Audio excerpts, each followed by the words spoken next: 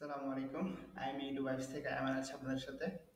আশা করছি সবাই ভালো আছেন। তো আজকে আমি ডিসকাস করব আপনাদের সাথে যারা প্রাইভেট ইউনিভার্সিটিতে পড়তেছেন অথবা পড়বেন ভাবছেন তাদের কেন দেশে থাকা উচিত না। প্রতি ডিপার্টমেন্টেরই আমি একটা ওভারভিউ দেওয়ার চেষ্টা করব। আশা করছি আপনাদের এটা হেল্প করবে ইন ফিউচার যখন আপনারা কোনো একটা কিছু চিন্তা করতে যাবেন। সো প্রথমেই আমি ভিডিওটা লং করব না, আমি ভিডিওটা শুরু করছি। সো প্রথমে আমি হচ্ছে সিভিল দিয়ে শুরু করছি, সিভিল ইঞ্জিনিয়ারিং। সো সিভিল ইঞ্জিনিয়ারিংয়ে যারা আইবি মেম্বারশিপসে আছেন তাদের তো মোটামুটি একটা প্রাইভেট সেক্টরে ভালো একটা অপরচুনিটি আছে, বাট আপনারা এটাও জানেন না যে সিভিল ইঞ্জিনিয়ারিংয়ের যে জব সেক্টর সেটা হচ্ছে কাইন্ড অফ, আপনি যদি স্টার্ট আপ করতে না পারেন অথবা কোনো একটা বিজনেস দাঁড় করাতে না পারেন তাহলে দেখা যাচ্ছে যে আপনার থেকে 30-40 হাজার দিয়ে সারাটা জীবন পার করতে হবে। আর যারা ডিপ্লোমার পর বিএসসি করতেছেন অথবা যারা বি ক্যাটাগরি সি ক্যাটাগরি যেগুলোতে আইবি নাই সেগুলোতে বিএসসি করতেছেন তাদের তো আরো অবস্থা খারাপ।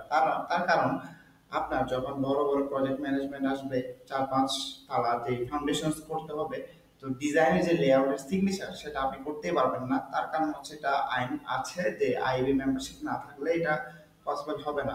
আর আপনি যদি দেখেন সিভিল ইঞ্জিনিয়ারিং এ কিন্তু গভর্নমেন্ট জব আগের তুলনায় অনেক কম। তার কারণ হচ্ছে রিসেন্ট টাইমসে কিন্তু আপনার সিভিল ইঞ্জিনিয়ারিং এর যে ব্যাচেলর্স এর পর যে নিয়োগটা সেটা কিন্তু একদম কম। সো প্রাইভেট ইউনিভার্সিটির এই সেক্টরসটা খুব একটা স্টেবল না। এরপর আসি ত্রিপলিতে। ত্রিপলি one of the scam courses in Bangladesh in recent times. তার কারণ হচ্ছে এখন আপনি চিন্তা করে দেখেন, আপনি কোনো একটা প্রাইভেট সেক্টরসে জবে ঢুকলেন, ঠিক আছে? এখন জবে ঢোকার পর আপনি দেখলেন যে আপনার বস থাকছে পাবলিকিয়ান অথবা এমন কোন ইনস্টিটিউশনসের যেটা হচ্ছে ওয়ার্ল্ড ওয়াইড রিকগনাইজড। এখন আপনি হচ্ছে যখন প্রমোশনসের জন্য যাবেন তখন প্রমোশনসও পাবেন না। আর যখন প্রথম জব আপনারা সিলেক্ট হতে, সেখানেও হতে অনেক ভোগান্তি। তার কারণ হচ্ছে বর্তমানে ইচ্ছে করিয়ে রেফারেন্স ছাড়া কোনো জবই নেই। আপনি বি থেকে গ্রাজুয়েট হন নর্থ সাউথ অথবা daffodil, in university you can choose, you will struggle because আপনার যে ত্রিপলির যে বিল্ডিং বা ত্রিপলির যে বেস সেটা কিন্তু অনেক বেশি লং হয়ে গিয়েছে। তার কারণ হচ্ছে এখন ত্রিপলির গ্র্যাজুয়েট বেশি, ডিপ্লোমা বিএসসি আপনার এমএসসি সহ সব ইঞ্জিনিয়াররা কিন্তু দেশে আছে, জব করতেছে। সো আপনি ওই ক্যাটাগরিতে আপনি চিন্তা করতে পারেন যে আপনি 4-5 বছর পর আপনি কোন লেভেলে যাবেন। সো এখন নেক্সটে আসে আমি computer science and engineering. So computer science and engineering আপনার স্কিল বেস একটা কোর্স। এখানে আপনার কোনো ইউনিভার্সিটি কোনো এফেক্ট ফেলবে না, বাট বাংলাদেশে আপনি চিন্তা করে দেখুন তো কতটা মেশিন লার্নিং এর অথবা ডিপ লার্নিং এর আপনার আইটি ফার্ম আছে। অথবা আপনি হয়তো দেখুন তো যে অ্যাডভান্স টেকনোলজিগুলো ইউএসএ ইউরোপ যেগুলো ইউজ করতেছে সেগুলো বাংলাদেশে কতটুকু আপনার অ্যাপ্লিকেবল হয়, অথবা এমবেডেড সিস্টেমের যে জিনিসগুলো সেগুলোতে আপনার কেরিয়ার গ্রোথ যতটা বাইরে আছে বাংলাদেশে কি আছে। সো আপনি একটা পর্যায়ে গিয়ে দেখা যাচ্ছে যে আপনার থেকে সেই রেট রেসে দৌড়াতে হবে, যার ফলে দেখা যাচ্ছে 10-20 হাজার টাকা দিয়ে লাইফটা পার করে ফেলতে হবে। সো এ তার উপরও আবার ট্রিপলি সিএসসি এগুলোতে কিন্তু ইউনিভার্সিটি একটা বড় ইফেক্ট ফেলে শর্ট লিস্ট হতে। অনেকে বলবেন যে সিএসসি তে ভাই স্কিলটা ম্যাটার করে, বাট আপনার যদি স্কিল না থাকে প্রথম জবে আপনি তো ইউনিভার্সিটিটা সিজিপিএটা খুব ইফেক্ট ফেলবে, তাই না? সো এরপর আমি চলে আসতেছি টেক্সটাইলে। টেক্সটাইলেও কিন্তু প্রাইভেট ইউনিভার্সিটিতে পড়ে দেশের বাইরে খুব একটা স্কোপ না থাকলেও দেশেও কিন্তু ভালো বুটেক্স থেকে না পড়লে অথবা অন্য কোনো ইউনিভার্সিটি থেকে ভালো যেগুলোতে টেক্সটাইল পড়ে সেগুলোতে না পড়লে আপনি সেখানেও কিন্তু অনেক স্লো কেরিয়ার গ্রোথ। আর টেক্সটাইল জব মিলু কিন্তু অনেক ভারী compare to the others job.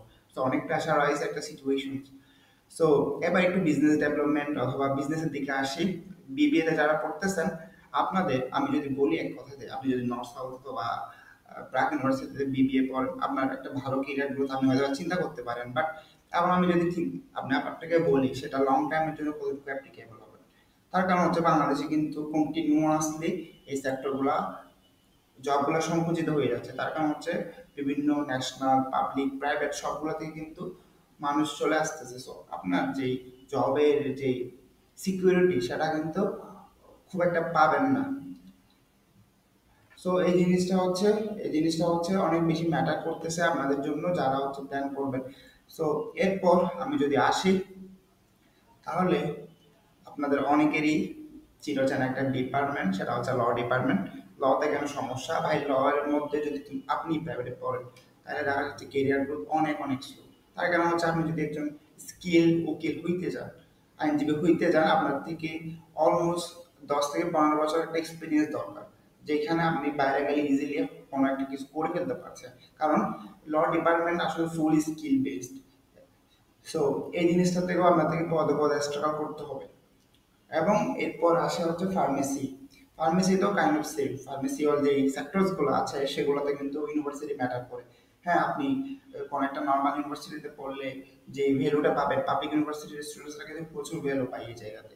So এরপর যে জিনিসটা বেশি, কেমিস্ট্রি, ফিজিক্স, ইংলিশ, এগুলো তো কাইন্ড অফ সেম, কারণ অনেক সেক্টরস তো জবই ম্যানেজ করতে পারছেন। ইংলিশ, দেন হচ্ছে হিস্টোরি, এ রিলেটেড বাংলা, এ রিলেটেড সাবজেক্টগুলোতে আসলে জব পাইতে অনেক অনেক স্ট্রাগল। সো অনেকে আমাকে বলবেন যে প্রাইভেট ইউনিভার্সিটির স্টুডেন্টসরা কেন গভর্নমেন্ট জবের কথা বলছেন না। তার কারণ হচ্ছে, আমি যদি বলি, সিভিল সেক্টরে কিন্তু আপনার নিয়োগ হয় হচ্ছে সারা বছর মিলিয়ে অলমোস্ট 15 থেকে 20টা অ্যাসিস্ট্যান্ট ইঞ্জিনিয়ার পোস্ট। ত্রিপলিতে আরো কম, 15টা বা 10টা অ্যাসিস্ট্যান্ট ইঞ্জিনিয়ার নিয়োগ হয়। এখন মেকানিক্যাল অথবা আইপি এইসব সেক্টরসে তো সরকারি জব নাই বললেই চলে। সো আপনি এখন চিন্তা করে দেখতে পারেন যে আসলে আপনি যখন এই সেক্টরসে যাবেন, যে একটা গভর্নমেন্ট জবে প্রিপারেশনে যাবেন, আপনি চিন্তা করতে পারেন যে আপনার থেকে কিন্তু টপ মেধাবী স্টুডেন্টসরা আছে, বুয়েট চুয়েট অথবা ঢাকা ইউনিভার্সিটির স্টুডেন্টসরা কিন্তু সেম জবগুলোতে অ্যাপ্লাই করছে। সো সেই জায়গা থেকে কিন্তু আপনি স্ট্রাগল করবেন। সো আমি আপনাদের কখনো ডিমোটিভেট করতেছি না, দেশে অবশ্যই থাকা উচিত, বাট রাইট নাও যে সিচুয়েশন আছে সেই সিচুয়েশন অনুযায়ী আমি কখনো রেকমেন্ড করতেছি না। আমি জানি না এই কথাগুলো আপনাদের সাথে রিলেটেড কিনা, বা আপনারাও আমার মতো চিন্তা করতেছেন কিনা, বাট আমি যে জিনিসটা দেখেছি সেটা হচ্ছে ত্রিপলি কাইন্ড অফ স্বয়ংবিধি হয়ে গিয়েছে। আপনার থেকে রেফারেন্স আছে, আপনি ভালো যোগ, সিএসসি আপনার থেকে স্কিল আছে, আপনার ভালো ইউনিভার্সিটি আছে, বাট আপনার কেরিয়ার গ্রোথ অনেক কম বাংলাদেশে কম্পেয়ার টু দ্য অ্যাব্রোড।